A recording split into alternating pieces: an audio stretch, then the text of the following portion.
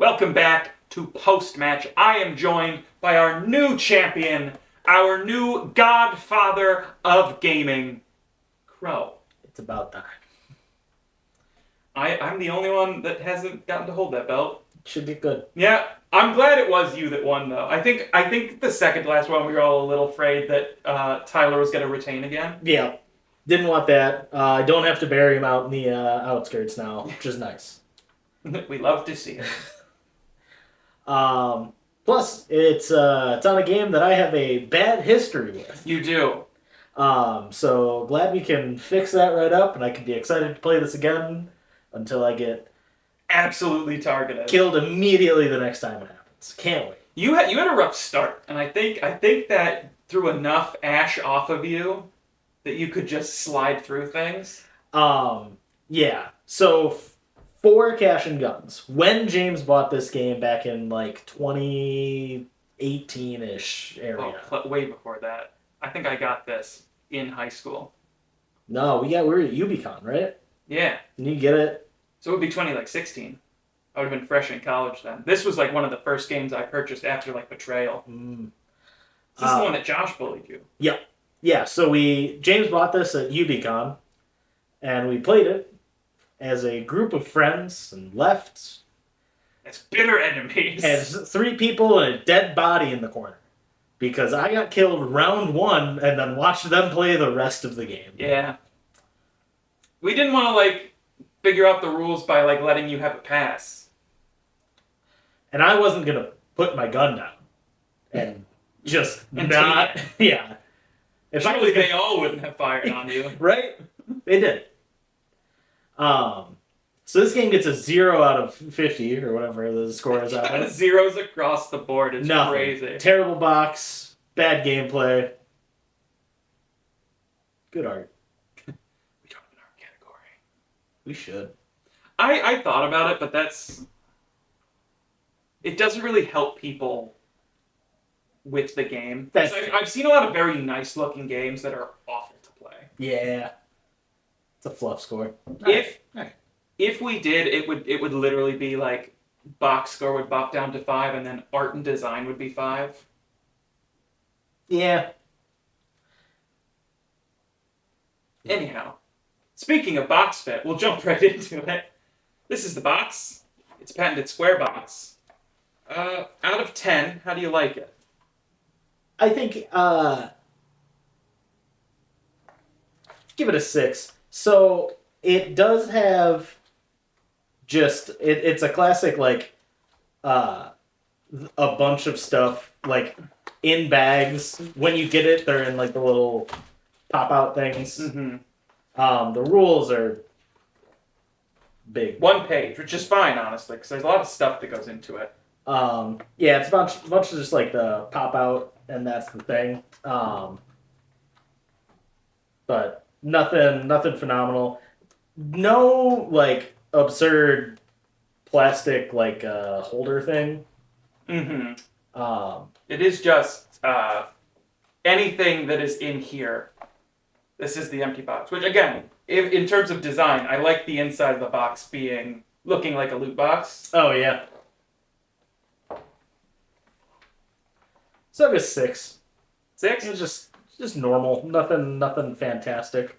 I would genuinely give this an 8 because everything has a place in the box.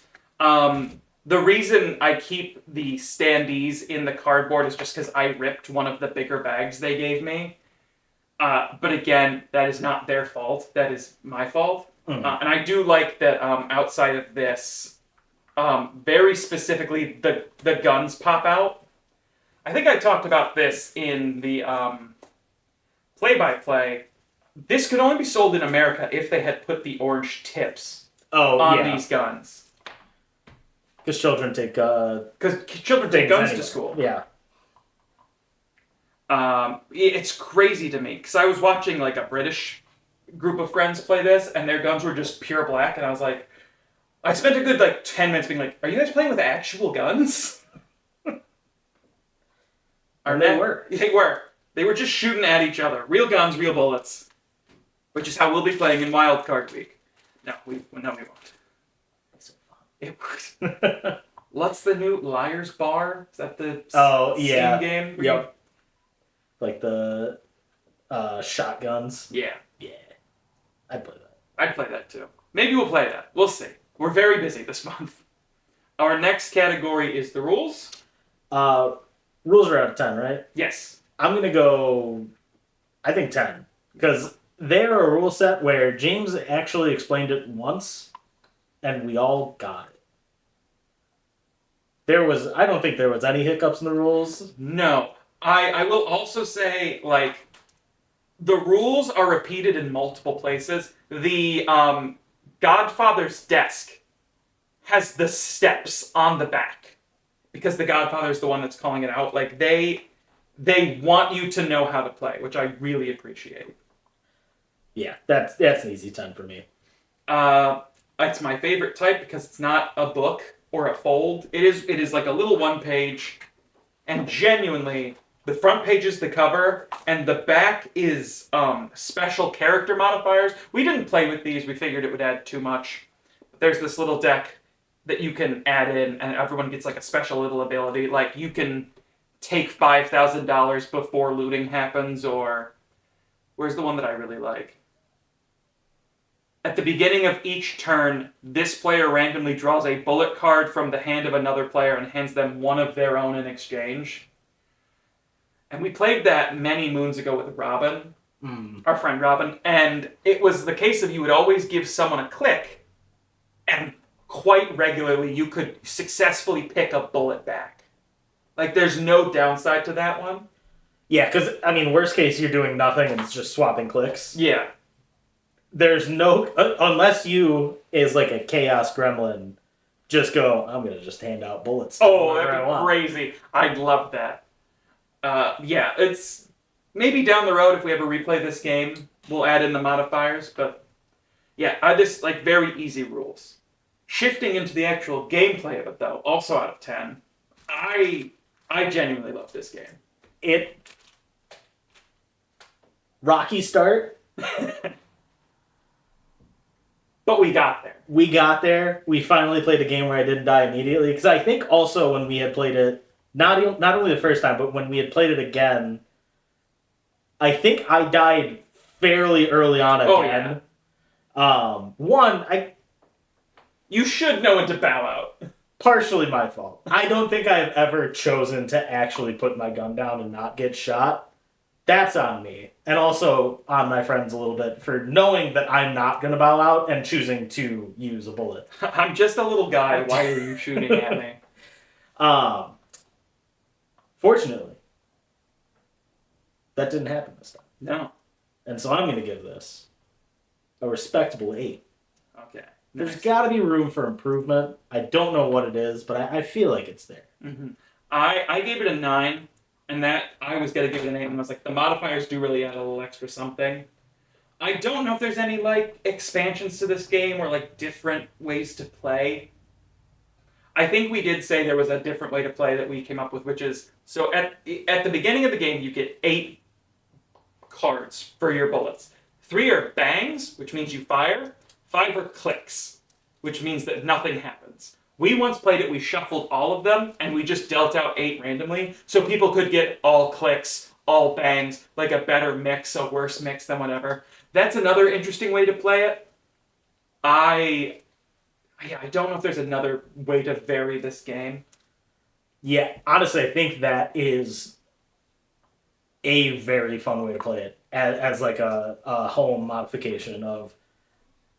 Because you can obviously game it, you can pay attention to what people are putting down.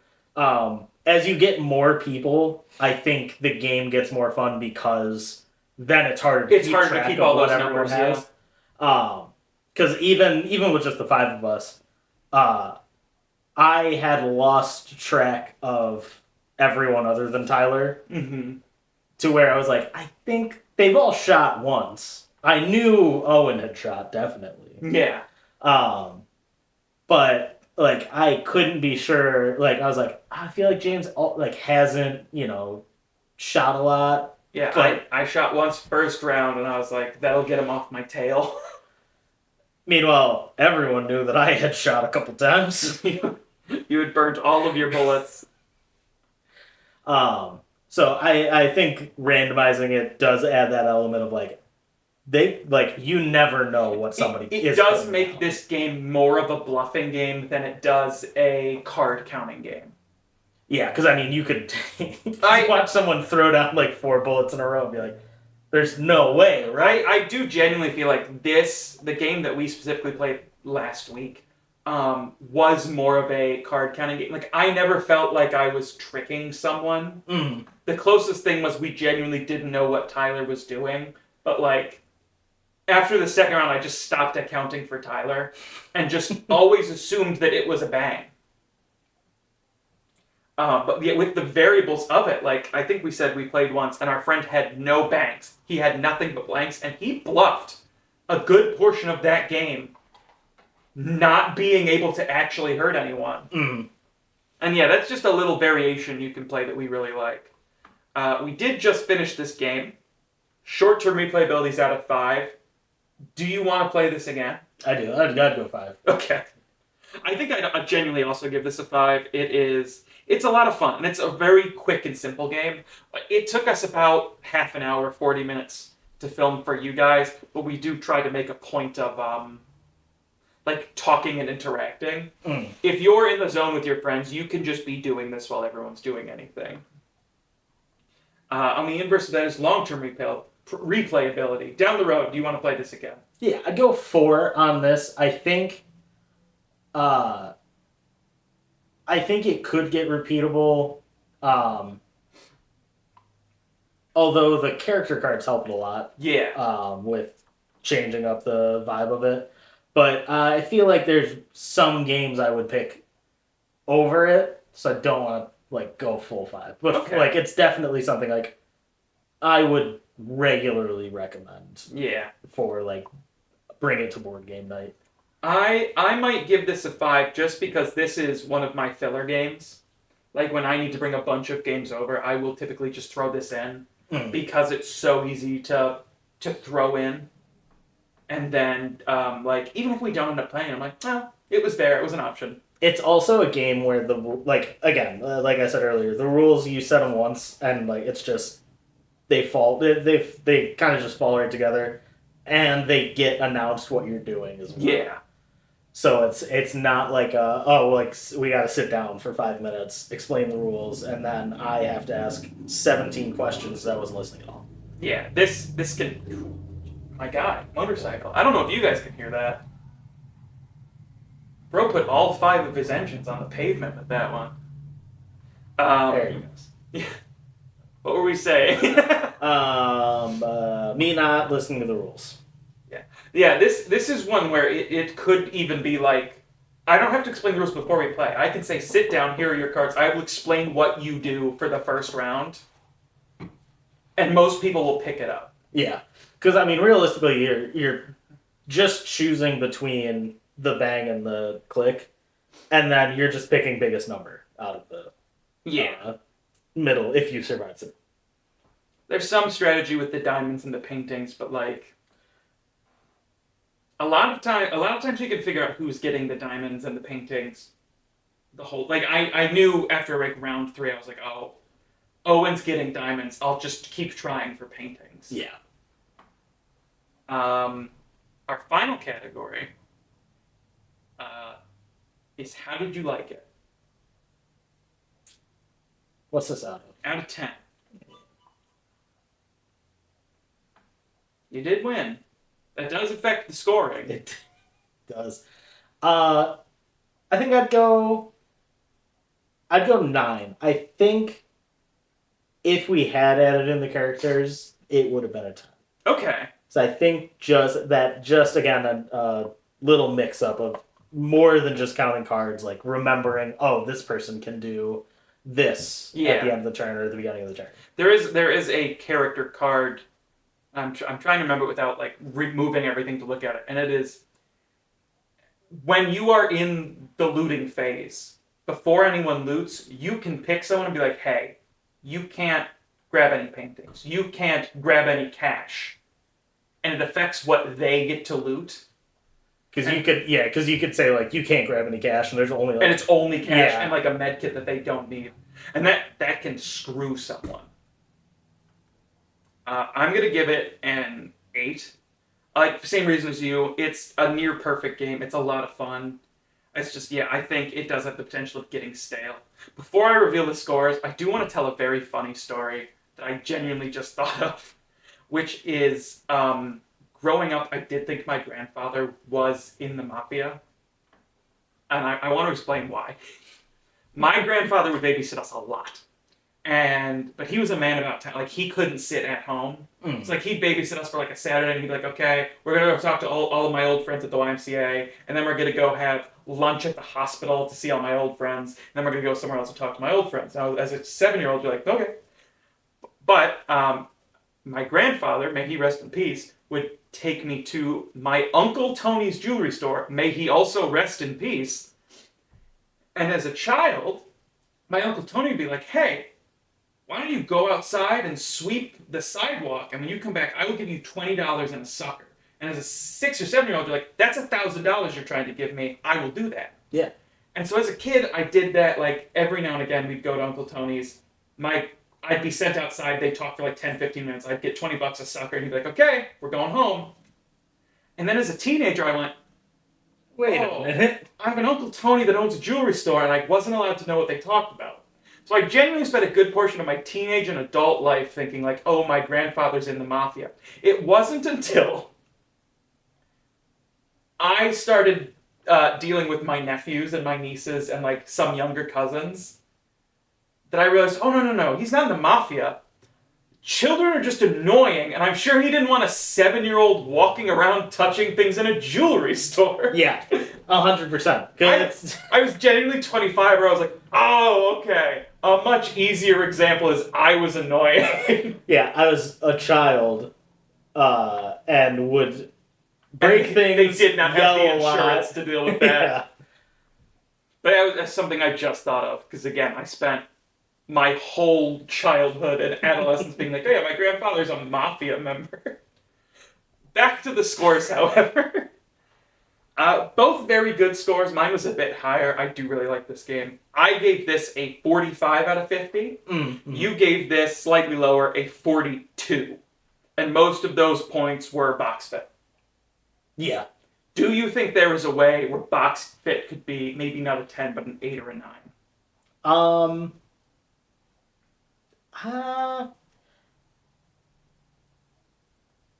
I don't know. Box fit is the score where I genuinely just kind of go off the vibe I get looking at the box. That's fair. There's not a science behind it. Mm-hmm. I look at what I'm seeing. What I'm seeing is bags and just some pieces of cardboard. I think bags really just like Give you the ick. Yeah, I agree. I think if there was like a little insert and you could put guns 3 high across the side and then there were spots for all these, maybe it would be. but then I think it would be too high. Yeah. But anyway, 42 and 45 are very good. That's yeah. I love when we play a 40 plus game on the channel. I mean, I feel like they're just good vibes. Like I feel like when we're filming them, I get to the end and I'm like, yeah, I want to play this again. Like we should turn the camera off after and just do play a little bit more. Yeah. But no, we have to film content for the channel that we're running. The grind never stops. This has been Post Match. I'm here with our new champion, Crow. We made it. Yep. We will see you guys next month with a brand new game. Later. See ya.